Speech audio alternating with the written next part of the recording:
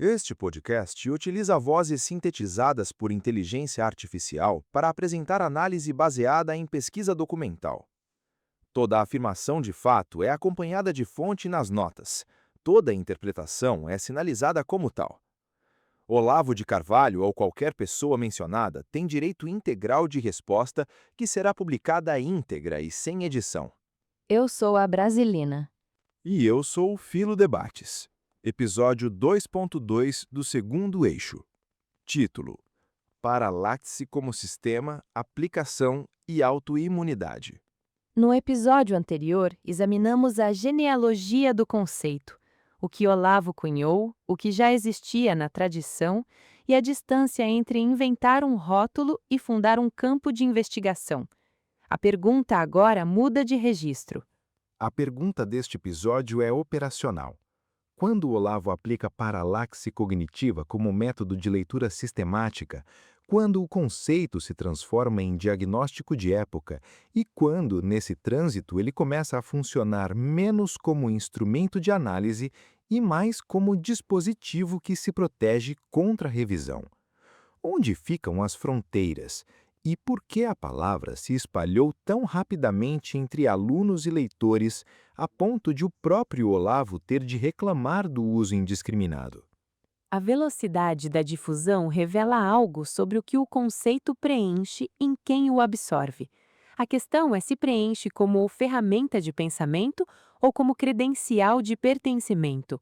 Essa distinção governa o episódio inteiro.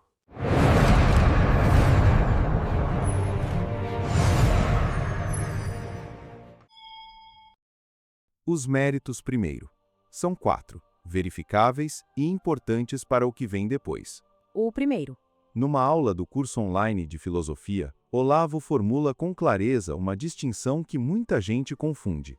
Ele diz, e cito, só existe paralaxe cognitiva quando o ato do sujeito dizer uma coisa desmente o que ele está dizendo. Não é quando ele é contraditado por outra parte do discurso ou contraditado pelos fatos. É só quando é contraditado pelo fato mesmo de ser dito. A precisão importa porque evita a preguiça analítica que ele próprio denuncia nos seguidores.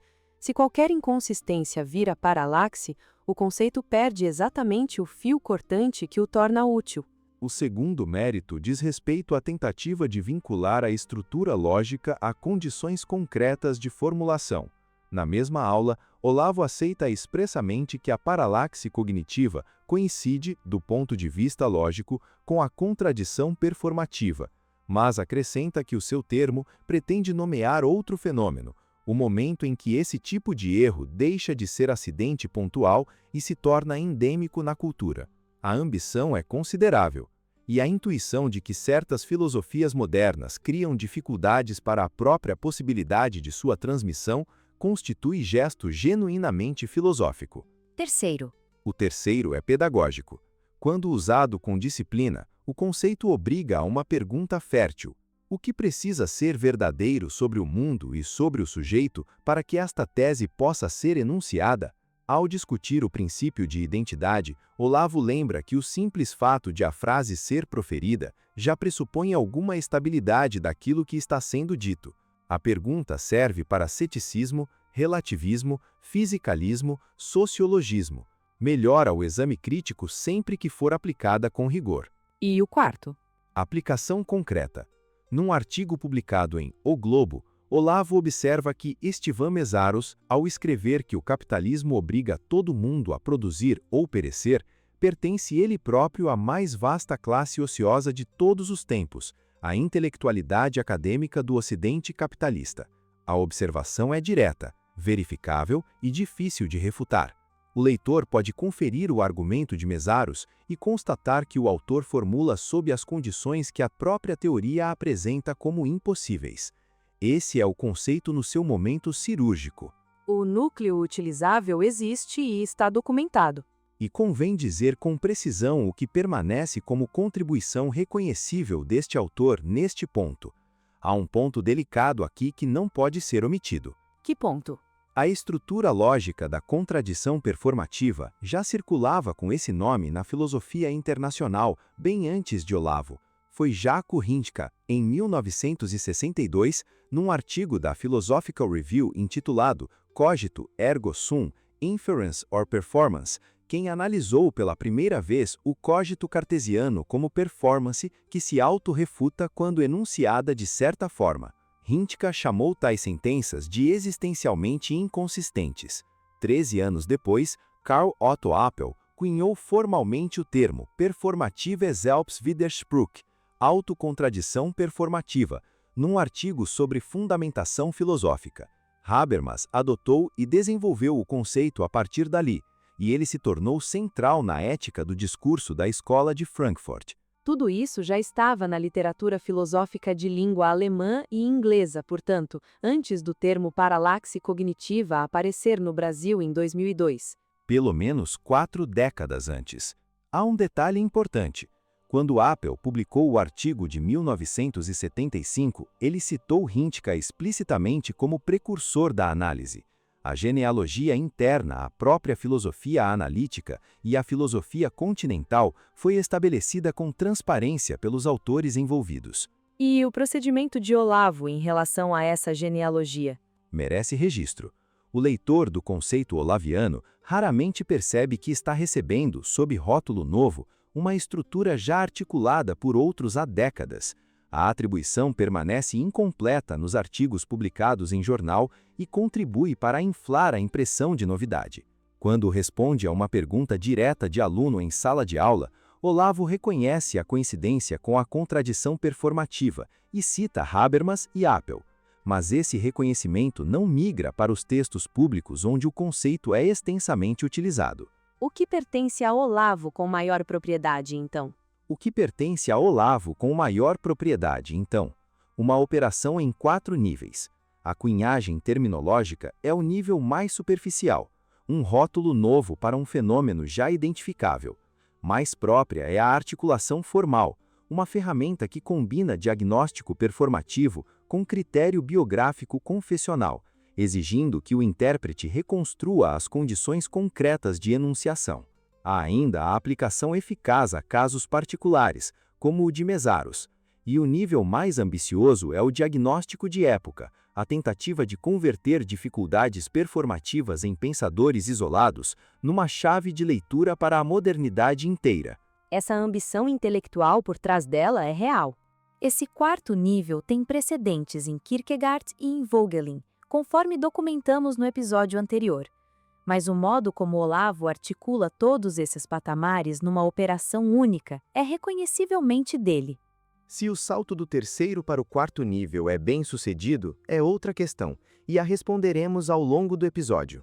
A pergunta operacional agora: Olavo trabalha com 2 planos do mesmo conceito. Esses planos conversam entre si, ou um acaba por encobrir a fragilidade do outro? Num primeiro nível, paralaxe cognitiva funciona quase como fórmula. Há um descompasso entre o que a teoria afirma e as condições reais da sua própria enunciação. A formulação reaparece em múltiplos contextos ao longo de anos. E o segundo plano? No segundo nível, o conceito se converte em diagnóstico cultural.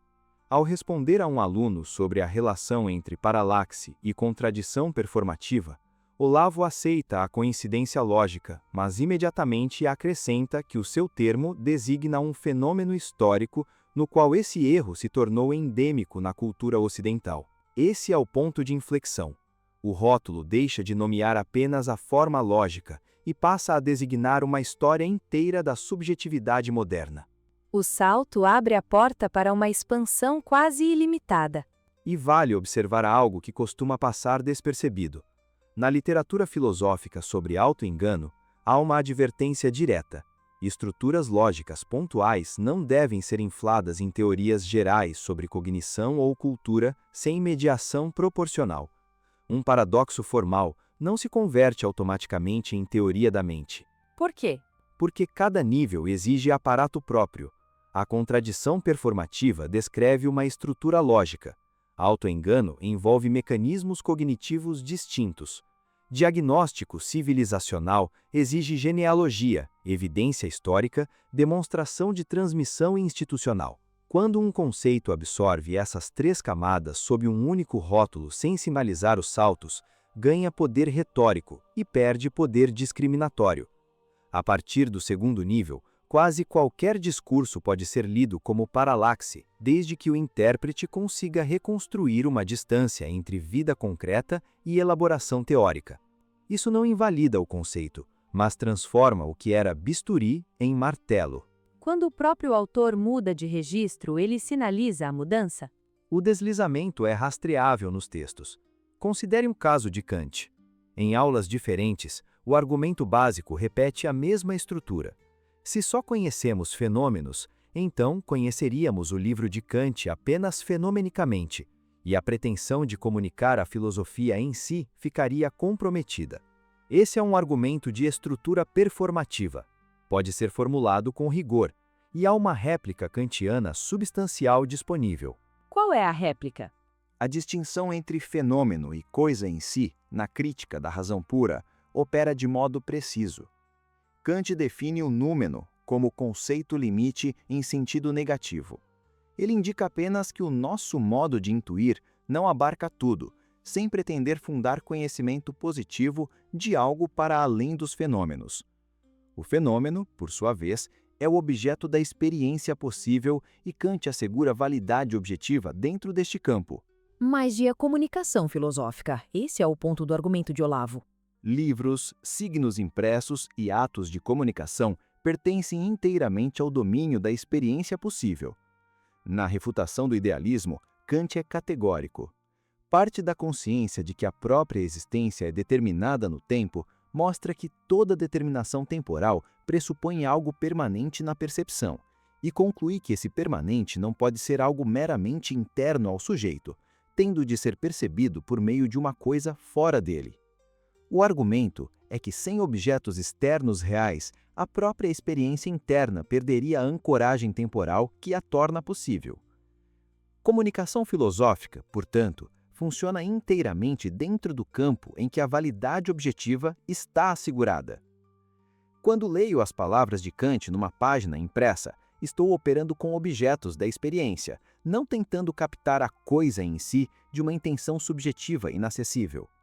O argumento de Olavo trata a incognoscibilidade da coisa em si como se ela comprometesse todo o acesso objetivo à experiência. Essa leitura simplifica Kant a ponto de criar um adversário mais frágil do que o real. Alguém poderia objetar que Kant mesmo reconhece lacunas nesse ponto. E teria razão parcial. A tradição acadêmica debate intensamente a coerência interna da refutação do idealismo. Mas o ponto relevante aqui não é se Kant resolveu definitivamente o problema, e sim se o argumento de Olavo faz justiça à complexidade do adversário. Quando a formulação é: se o livro de Kant existe, ele está errado, e se ele está certo, o livro não existe, estamos diante de formulação brilhante como golpe retórico, mas insuficiente como reconstrução do argumento kantiano. O debate é real, e quem quiser se posicionar tem material de ambos os lados.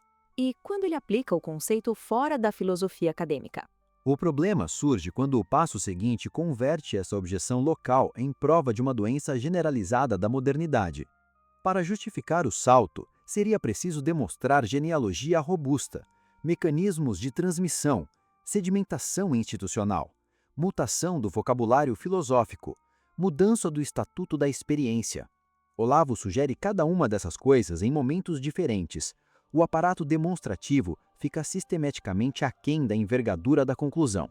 E essa desproporção se torna mais visível em aplicações concretas. Num artigo sobre revoltas de imigrantes na França, a cadeia causal vai de Maquiavel no século XV a meninos queimando carros em subúrbios de Paris no século XXI, sem demonstração intermediária proporcional entre as pontas. Os segmentos analíticos são interessantes isoladamente. A linha que pretende conectá-los depende de saltos que o próprio Olavo, quando analisa textos alheios, exige que sejam demonstrados ponto a ponto. E numa aula, aplica a paralaxe ao mimetismo linguístico brasileiro em geral. Pessoas que absorvem expressões técnicas e as reutilizam com eficácia retórica sem compreender o que elas designam. A observação é aguda como sociologia da linguagem. A paralaxe cognitiva, porém, segundo a definição restrita do próprio autor, exige teoria filosófica complexa como ponto de partida. A distância entre esses dois objetos dissolve a fronteira do conceito. Vamos ao ponto central do episódio: autoimunização. Um conceito se autoimuniza quando os mecanismos criados para resguardar sua precisão acabam por sabotar a possibilidade de verificação externa. Em vez de funcionar como teste aberto a resultados adversos, ele passa a funcionar como dispositivo de autopreservação. A diferença em relação à simples elasticidade é importante. Um conceito elástico se expande. Um conceito autoimunizado se expande e, ao mesmo tempo, esvazia a arena dos critérios capazes de contestá-lo. Isso tem tradição filosófica ou estamos inventando categoria? Tem tradição. Derrida descreveu a autoimunidade da democracia, a defesa das liberdades que acaba destruindo as liberdades defendidas. Esposito mostrou no plano biopolítico que o paradigma imunitário moderno pode chegar ao ponto em que a proteção da vida exige a negação da própria vida protegida. E no plano epistemológico, Arfini e Magnani trabalharam com a autoimunidade cognitiva, a incapacidade parcial do agente humano de distinguir entre o que sabe e o que ignora, devido a mecanismos involuntários que governam a fixação e a revisão de crenças. Em todos esses casos, a estrutura é a mesma. O escudo se converte em ameaça ao organismo que deveria proteger. A transferência do conceito para sistemas conceituais é analógica e sinalizada como tal. O que importa é notar que a pergunta sobre autoimunização conceitual tem linhagem filosófica séria e que, quando aplicada a um conceito concreto, se torna teste exigente. Como a autoimunização opera no caso específico? De pelo menos 4 maneiras que os textos permitem rastrear. A primeira: A oscilação de escala. Quando alguém critica uma aplicação excessivamente ampla, a defesa recua para o nível lógico. Trata-se apenas de contradição performativa, algo preciso e delimitado. Quando alguém critica a estreitez lógica, o conceito avança para o nível histórico. O que importa é o fenômeno cultural endêmico, algo vasto e abrangente. Schopenhauer já descreveu com precisão esse procedimento. Estender uma proposição para além do sentido original do termo, explorando a ambiguidade para deslocar o âmbito de aplicação conforme a conveniência do argumento. o rótulo fica parado, o conteúdo se desloca. E a dinâmica tem descrição mais técnica na literatura sobre pseudofilosofia. Proposições plausíveis mais triviais emprestam credibilidade a proposições interessantes mais implausíveis, e vice-versa. O caso Mésaros empresta legitimidade ao diagnóstico civilizacional, e a grandeza do diagnóstico civilizacional empresta gravidade ao caso Mésaros. O trânsito entre os dois terrenos dificulta a refutação, porque o terreno de defesa muda conforme o ângulo do ataque. A segunda maneira: A cláusula da experiência pertinente. Olavo afirma que a simples análise lógica nunca vai bastar para discernir uma paralaxe cognitiva. É preciso reconstruir as condições reais da experiência do filósofo analisado. Em tese, a exigência é séria e até admirável. Na prática, ela produz o mecanismo autoimune central. Como quase nunca temos acesso suficiente a essas condições, o veredito sobre a existência da paralaxe depende da reconstrução feita pelo próprio intérprete. cada elevação da exigência parece tornar o conceito mais rigoroso. Mas, na verdade, desloca o controle do teste para mãos que não podem ser auditadas externamente. A precisão declarada e a verificabilidade efetiva caminham em direções opostas. Na pesquisa sobre autoengano, o mecanismo está documentado. É possível manter uma crença epistemicamente problemática não por tê-la formado de má fé, mas por não buscar a evidência que a corrigiria, especialmente quando a crença é afetivamente confortável. Espere, a cláusula não poderia ser simplesmente honestidade intelectual? Dizer que a análise lógica não basta é admitir que o fenômeno tem dimensão existencial. A objeção é pertinente, e se a cláusula funcionasse apenas como advertência de prudência, seria mérito. O problema é que ela não opera só como advertência, opera como filtro que seleciona quem pode aplicar o conceito legitimamente. E o filtro, na prática, remete sempre ao mestre. Terceira maneira: Particularmente reveladora porque foi o próprio Olavo quem a identificou. Ele reclama que, no Brasil, Tão logo uma expressão nova circula, as pessoas aplicam a torto e a direito. Veem contradição num político ou num articulista e dizem paralapse cognitiva. Numa aula posterior, corrige com energia, chamar de paralapse cognitiva o que um sujeito grosseiramente incapaz de articular discurso e experiência faz seria enobrecê-lo demais. O conceito reserva-se para Kant, Hegel, sistemas complexos de filosofia. Olavo percebeu com lucidez o que estava acontecendo com o próprio conceito. Percebeu e descreveu em outra aula com precisão quase sociológica. O brasileiro tem o dom de captar o uso retórico de uma expressão e empregá-la nos contextos certos sem necessariamente entender o que ela designa.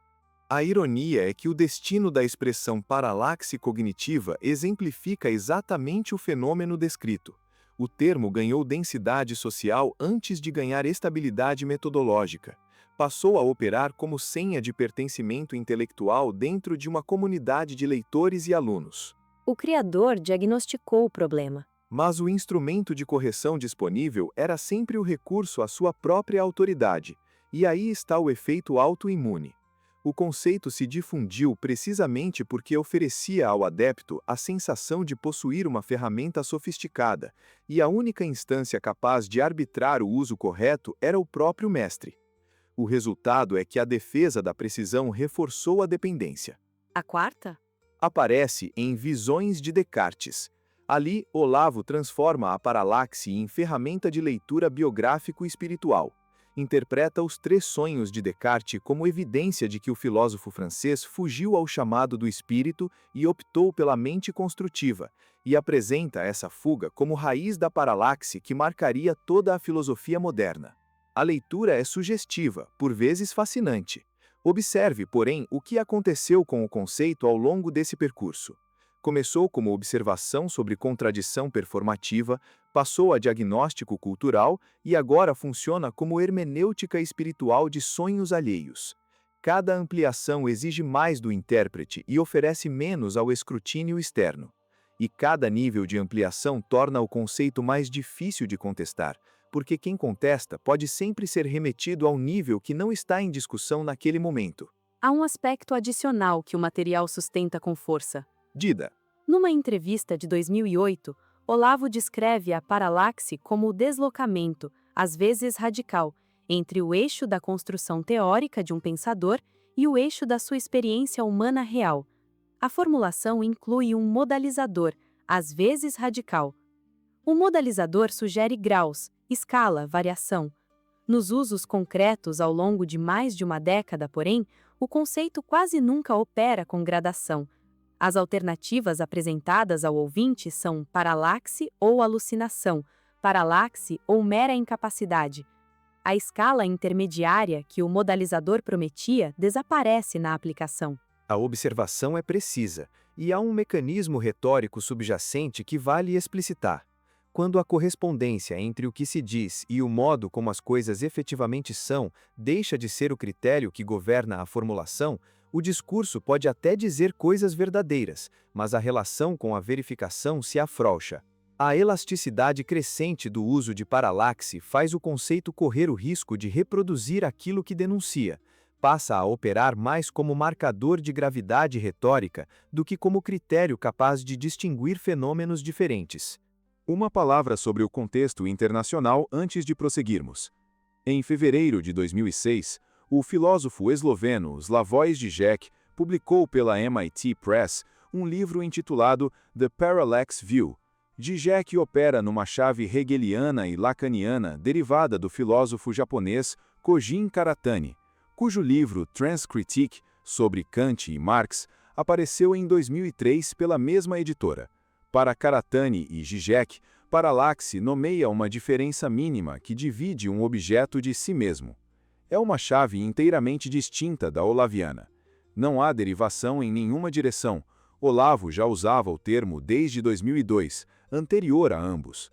Mas o leitor culto contemporâneo conhece Žižek, e é justo registrar que a palavra paralaxe tem tração filosófica global em pelo menos 2 chaves independentes. Olavo desenvolveu a sua sem dialogar com a outra. A observação importa porque mostra que o termo, fora do nicho olavista, designa coisa bem diferente. Quem pesquisa paralaxe filosófica em literatura internacional encontra primeiro Zizek e Karatani. A paralaxe cognitiva olavista opera num circuito relativamente fechado. E há um detalhe revelador sobre a postura do próprio Olavo diante desses interlocutores. Em 2006, ele publicou um texto longo distinguindo sua paralaxe da paralaxe de Zizek. A distinção era pertinente. Zizek fala de descontinuidade entre aspectos do mesmo objeto. Olavo fala de descompasso entre enunciação e condições de enunciação. Contudo, a energia empregada em separar-se de Zizek contrasta com a ausência de esforço equivalente para demarcar a paralaxe cognitiva frente à contradição performativa de Hintikka, Appel e Habermas, que é o verdadeiro vizinho conceitual há 4 décadas. A escolha de interlocutor revela onde o autor sente a ameaça, no concorrente de prestígio, e não no precedente de conteúdo. O ponto mais delicado talvez seria: se paralaxe cognitiva designa o deslocamento entre o eixo da construção teórica e o eixo da experiência real, o que acontece quando aplicamos esse critério ao próprio conceito? Numa aula, Olavo mobiliza a paralaxe para diagnosticar a dificuldade dos brasileiros em articular experiência e discurso. A mente dos outros estaria sendo construída com critérios que se desajustam do eixo de sua experiência real. Noutra aula, ele vai além e sugere que, em certos casos, o fenômeno já ultrapassaria a paralaxe. O conceito funciona como termômetro cultural, e quem o calibra é o próprio autor. E quem audita a calibragem? Quando Olavo decide que determinado caso configura paralaxe e outro caso já configura algo mais grave, o critério de fronteira entre os dois depende de uma avaliação que só ele controla.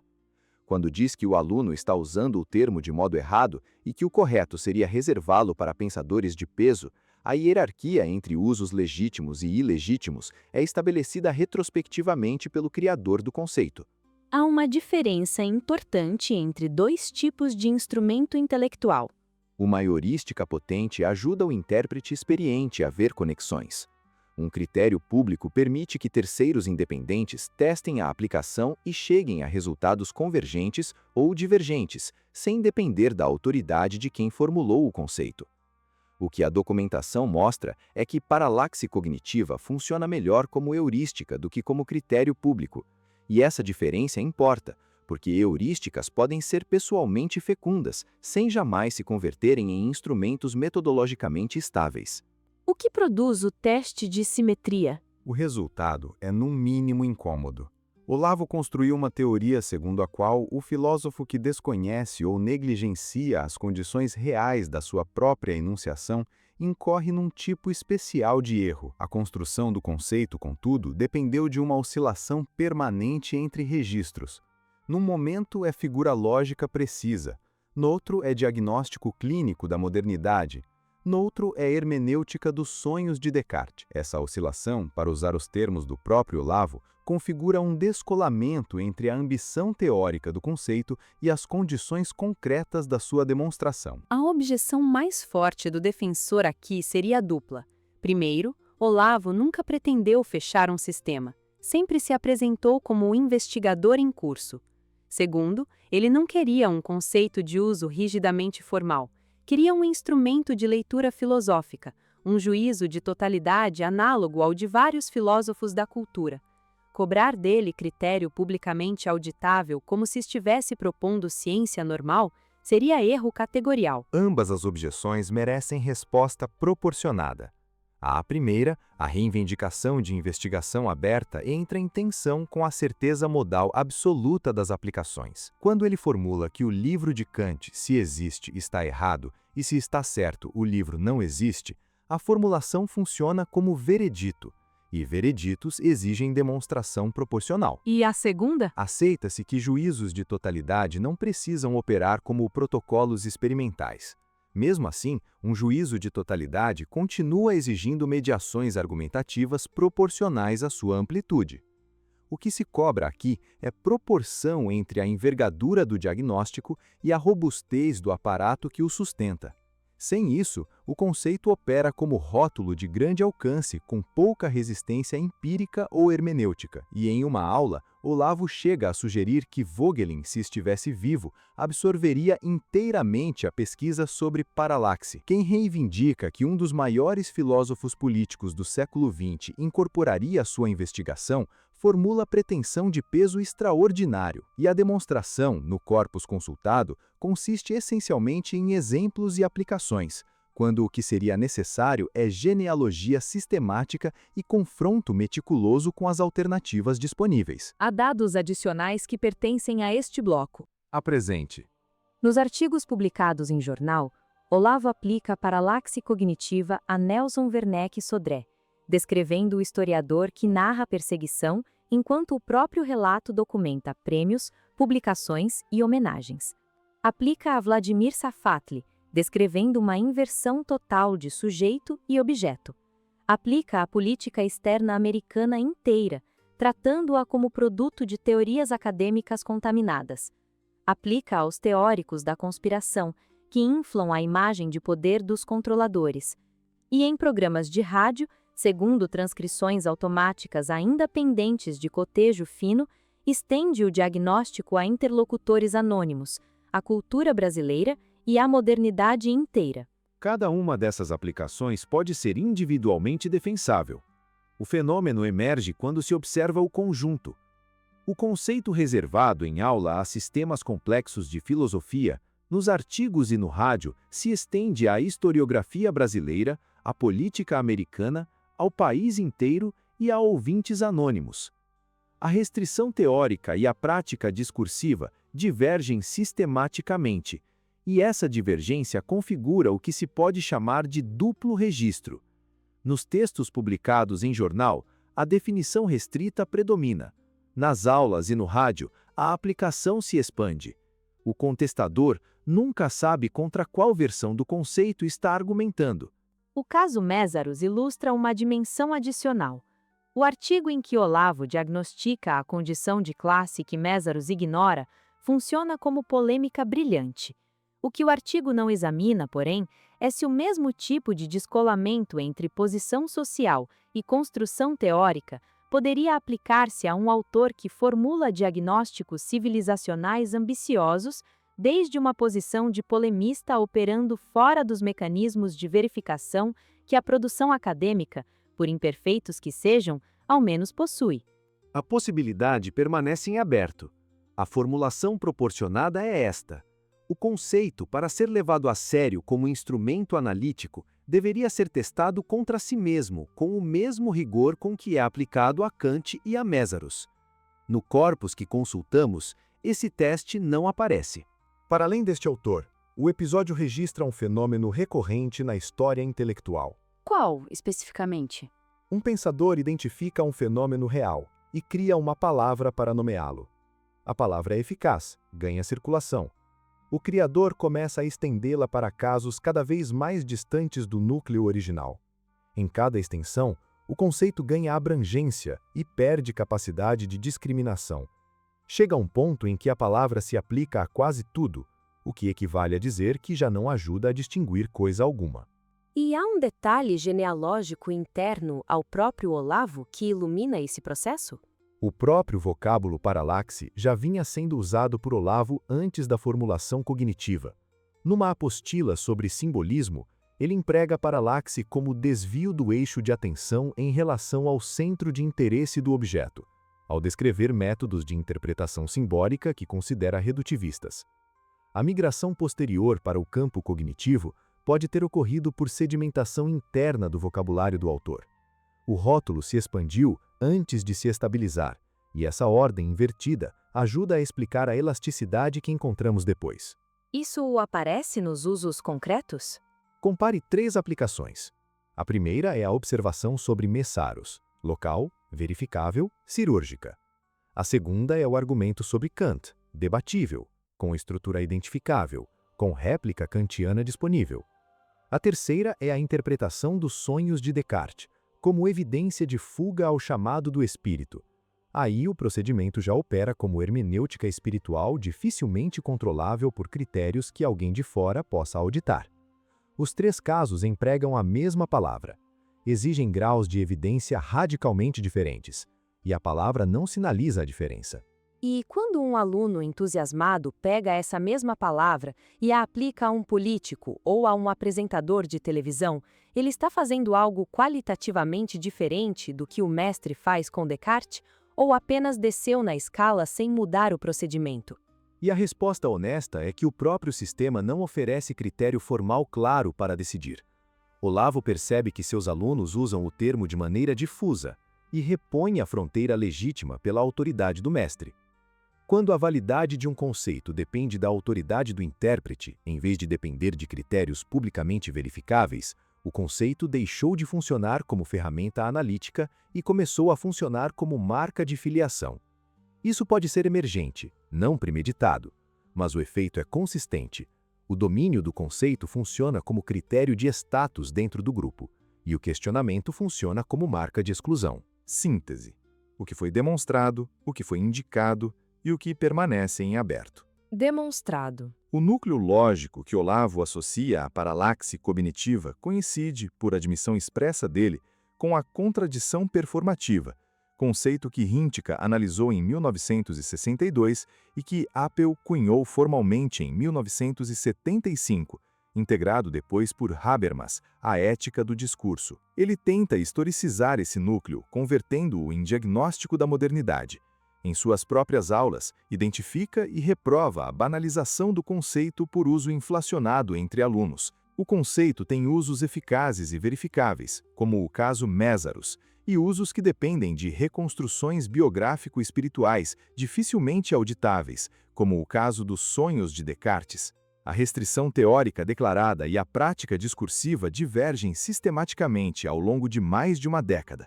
A definição restrita e a aplicação inflacionada coexistem nos mesmos textos e nas mesmas aulas, sem que o autor sinalize atenção. O que foi indicado? Que o conceito se autoimuniza em sentido preciso.